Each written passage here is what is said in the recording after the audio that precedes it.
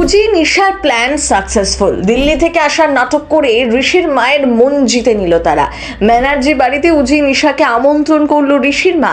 এবার কোন বিপদের মুখে পড়তে চলেছে দুই বোন? ঋষির মায়ের কথা শুনে দুর্বল হয়ে পড়ছে উজি। তাদের সব প্ল্যান কি ধরা পড়ে যাবে? উজি নিশার আসল পরিচয় জেনে যাবে ঋষি, নাকি ঋষিকে বিয়ে করে বাবার চলে যাওয়ার বদলা নিতে পারবে উজি? কি হতে চলেছে জোয়ার ভাটার আগামী পর্বে? খুব বেশি দিন হয়নি জি বাংলার এই নতুন সিরিয়ালটি শুরু হয়েছে, তার মধ্যেই টিআরপি তালিকায় উঠে এসেছে জোয়ার ভাটার নাম। এই সিরিয়ালের মাধ্যমে বহুদিন বাদে ছোট পর্দায় ফিরেছেন অভিনেত্রী শ্রুতি দাস।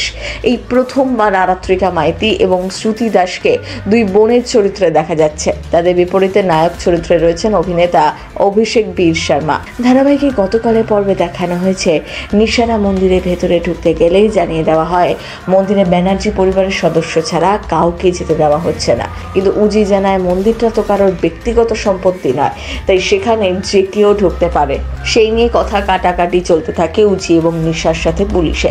আর সেই কথা কানে আসে ঋষি উজির কণ্ঠ শুনে চিনতে পারে উজির গলার আওয়াজ সে এখনো ভোলেনি। এদিকে উজির কণ্ঠস্বর চিনলেও তার মুখ স্পষ্টভাবে দেখেনি ঋষি। এই প্রথম দুজন মুখোমুখি হয়, কিন্তু ঋষি বুঝতে পারে না আসানসোলের সেই মেয়েটাই এই মেয়েটা কিনা। এদিকে উজিরা মন্দিরে ঢুকতে গেলে ঋষি মেসোমশাই তাদের উপর ঝাঁপিয়ে পড়ে ঝামেলা করার জন্য।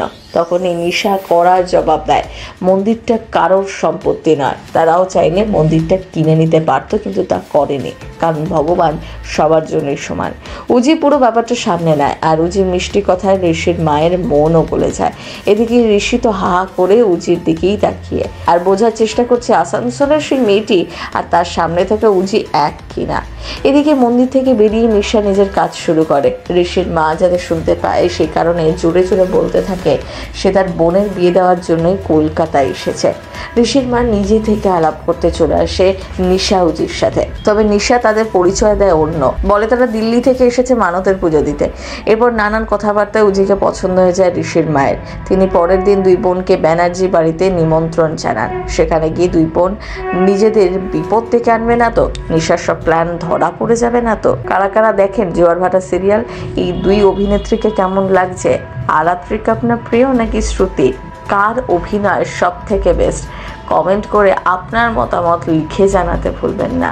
সিনে চক্র ব্যুরো।